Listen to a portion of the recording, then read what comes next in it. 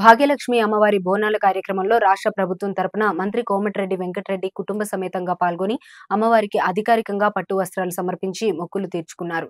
ఈ సందర్భంగా ఆయన మాట్లాడుతూ భాగ్యలక్ష్మి అమ్మవారి ఆశీస్సులతో తెలంగాణ ప్రజలంతా సుభిక్షంగా ఉండాలని కోరుకున్నట్లు తెలిపారు. అఖిలపక్ష నిర్ణయానికి అనుగుణంగా పాత డిజైన్తో కొత్త ఉస్మానియా దవాఖానా నిర్మిస్తామని మంత్రి హామీ ఇచ్చారు. హైదరాబాద్ తో పాటు వివిధ జిల్లాల ప్రజల ఆరోగ్యాలను దెబ్బతీస్తున్న మూసీ నదిని ప్రక్షాళన చేస్తున్నామన్నారు. అలాగే పాత బస్తీ స్థితిగతుల్ని మార్చేందుకు మెట్రోను విస్తరిస్తున్నామని మంత్రి తెలిపారు. మేడిగడ్డ బ్యారేజ్ కుంగడంలో కుట్ర ఉందన్న బీఆర్ఎస్ వర్కింగ్ ప్రెసిడెంట్ కేటీఆర్ వ్యాఖ్యలపై జర్నలిస్ట్ అడిగిన ప్రశ్నకు దేవాలయంలో రాజకీయాలు మాట్లాడడం కరెక్ట్ కాదంటూ మేడిగడ్డ కుంగినప్పుడు అధికారంలో ఉన్నది కేటీఆర్ అని గుర్తు చేశారు. కుట్రలు చేస్తే డ్యాం లోపలికి ఎలా కుంగుతుందని ప్రశ్నించారు మంత్రి. మీరాలం మండి శ్రీ మహంకాళేశ్వర అమ్మవారికి పర్యాటక సాంస్కృతిక శాఖ మంత్రి జూపల్లి కృష్ణారావు ప్రభుత్వం తరపున పట్టు వస్త్రాలు సమర్పించారు. అనంతరం అమ్మవారిని దర్శించుకొని ప్రత్యేక పూజలు చేశారు.